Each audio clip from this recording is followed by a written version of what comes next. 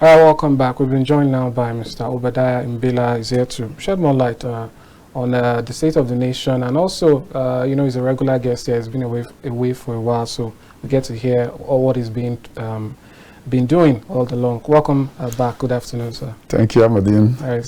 So my pleasure returning to the Kaftan family. Yes, it's been a while, sir. Yeah. Well, let's start with that. What has been happening? Actually, like I used to say here, I participate in grassroots politics. I spent the last 3 months in Abia State and doing the politicking, trying to join force with good people of goodwill to bring a new Abia, what we call a new Abia. And thank God, at the end of the day, it happened. We have a new face of governor-elect in the person of Dr. Alex Chioma-Oti of the Labour Party. And we had also worked so hard to make sure that the corrupt PDP administration is buried, and buried for good. So excited to be back here in Kaftan Television to talk about all that. It wasn't an easy one, but thank God it all happened. Thank God for all those who joined forces with us, especially the returning officer of INEC in Abia State, Professor Oti. All right, please tell us about that. The last couple of days, there was a lot of contention, and we didn't even know what was going to happen until it finally happened. And then afterwards, we saw the celebrations and all that. What was that like? What was really going on in Abia State? Well, what my elder brother, Senator Baribe, called Obi Tsunami. The obedience tsunami swept across all federal constituencies in Abia, so that out of the 8 constituencies we had in Abia, LP took 6, left 1 for PDP and 1 for APC. Of course, we expect that the Abia North, which is still under contention, will finally be resolved, and the Labour Party will also come on board.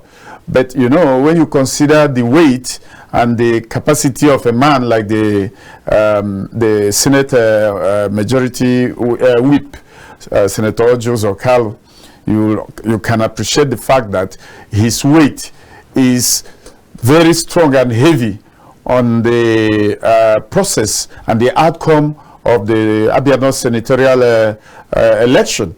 But we know that by the end of the day, if INEC agrees to do rerun, because we still have over 100 and something polling units that did not participate at the presidential and national assembly election, and the promise was that there is going to be a rerun so that they can conclude the election.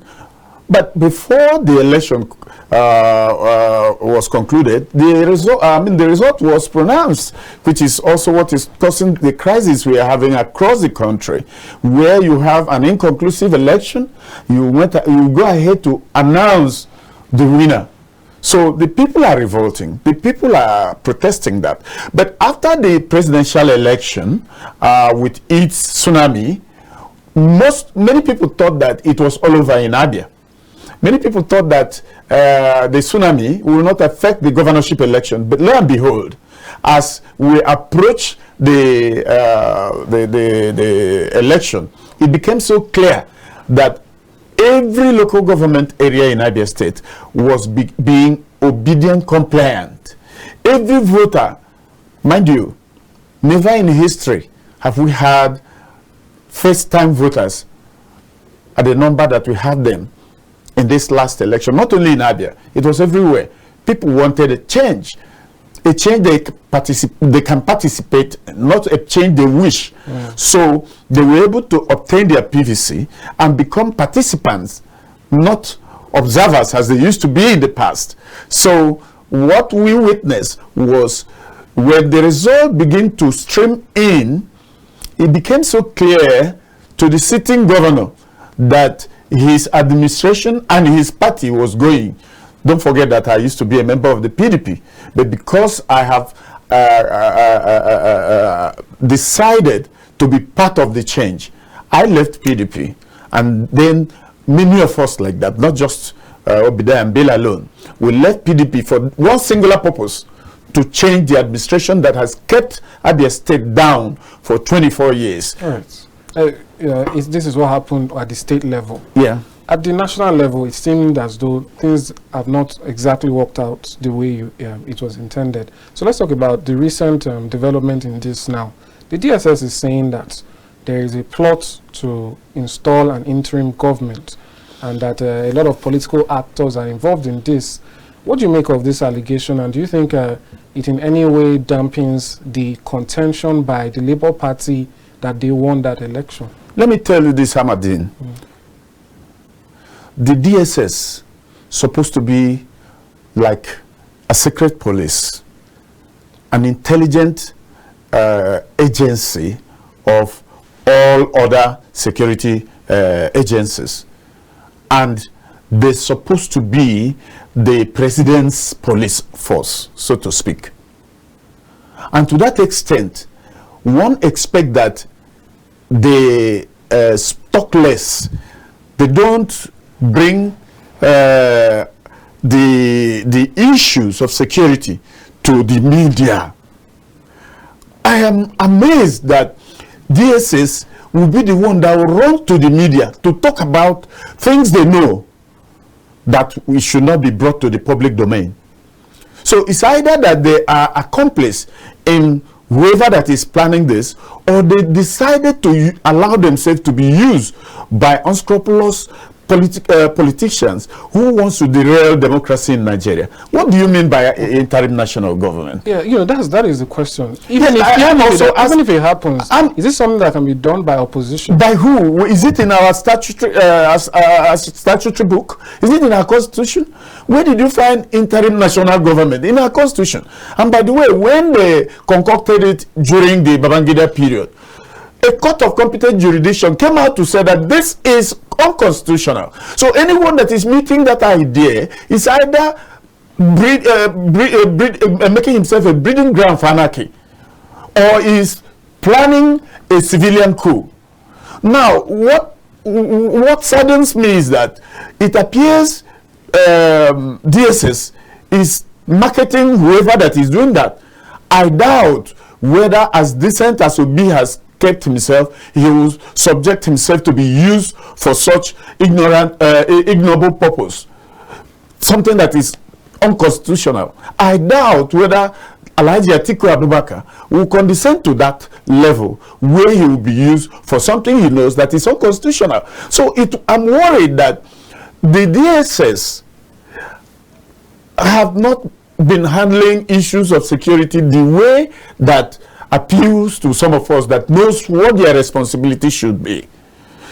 For the fact that they are saying what they are saying and putting it in public domain and using media to begin to transmit it, it saddens my spirit. It makes me believe that something is amiss. I don't know who is responsible for the ING, but I can tell you, not those politicians that are claiming that the mandate that was given to Bola Ahmed Tinubu is their mandate. Are they the one that should be sponsoring interim national government? They have the court to prove that they are the owners of the mandate, that it was stolen. And the court, I still believe is the last hope of the common man. And I still believe that the jurists are honest men, notwithstanding some of the issues that have happened in the past and the accusations that are coming, especially with respect to the viral video of the Chief Judge of the Federal Republic of Nigeria. I still believe they have conscience. I still believe that feeling the pulse of the people, and therefore they will do justice to the petitions of the petitioners. Now, talking about interim national government, one would ask, if the DSS knows the sponsors, those that are promoting it, why tell us? Why come to the media to announce it? Why not go and pick them? Because you know they have contravened the law. So I don't know what's happening, but I know at the end of the day, whatever thing that is happening would come to the public by and by. All right, that's fair enough. So let me get your thoughts on some quick things. We've almost run out of time, so if we can just bundle it. The issue of opposition going forward. I know that there are cases in court, but you know we have to analyze based on what is official at the moment, which is that there is a president-elect who would be, all things being equal, sworn in May 29th. So the opposition we're seeing now is PDP, Labour Party, NNPP, and so on and so forth. Is there any hope of, you know, a coming together? When we take a look at the numbers of the Labour Party, the PDP, and the NNPP, it's actually more combined than the APC, which in a way says or speaks that majority of Nigerians who voted against the APC. It was just that the votes were split. So that being said, with the numbers you have now in the Senate, in the House of Assembly, and so on and so forth, is there any hope of coming together, especially with the issues that are happening within the party, especially PDP, with the national chairman, all that? How do you foresee the next 4 years, all things being equal, and mounting a great opposition on the ruling government? To talk of a hope for them to come together, to do what? The election is over. They are not collapsing their structure for the purpose of electioneering. The election has come and gone. And unless they are coming together for the purpose of wrestling power, should the tribunal not favor them, should the court not favor them, and then they come together for the purpose of wrestling power from the ruling APC, unless for that purpose. But for them to come together now, I ask, for what purpose? We are not going into election. What about in the House of Assembly, the legislature, perhaps getting a majority? Well, in the National Assembly, for example, the APC are in the majority. Yeah, but when you combine the... What we usually have is the minority caucus. The minority caucus will again break themselves according to their parties. But when they have anything to do in common, maybe to oppose the ruling APC, they can always come together. And I can see that happening even now when PDP, a combination of PDP, LP, and NNPP, of course, ABGA, that has one senator. When they come together, they will certainly have a majority to wrestle APC. They will do that. They'll certainly do that. Yeah. They'll certainly do that, because I have seen that their leaders are realizing that they need to work together.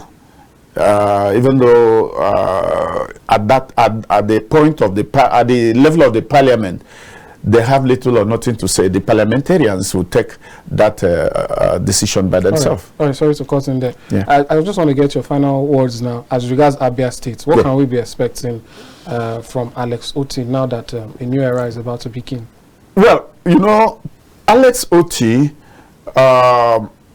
is a man that has cognizance experience, and he has very good knowledge of the economy. He has worked with several governors in Nigeria, and probably, I would say, has had occasion when he advised them. Now he's not going to advise any governor. He's going to be at that driver's seat. So we expect that he will bring his industrial experience to bear in leadership of Abia State. He has mentioned that he is going to use the OB model, to implement all the policies that he wants to implement in Abia. What that means is that he's going to run a lean government if he is going to employ what Obi did in Anambra State. It also means that he's going to create wealth. That means unemployment will reduce drastically. Many times when we talk about employment, people think about public service.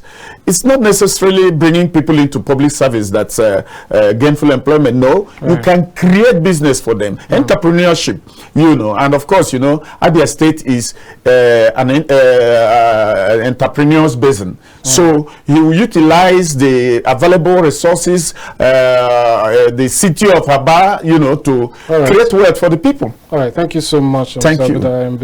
It's been a pleasure having you, and it's good to have you back after so long. We hope it will be frequent once again. Thanks so much for coming. I'm so glad to be back. Thank you very much, Amadine. All right. So that's all we'll take on the program today. Do join us once again across the weekdays, 2 p.m., 3:30 p.m. Daily for the Polity, reaching you live from our Abuja studios. Have a nice day. I am Amadine Ogbewe. Bye for now.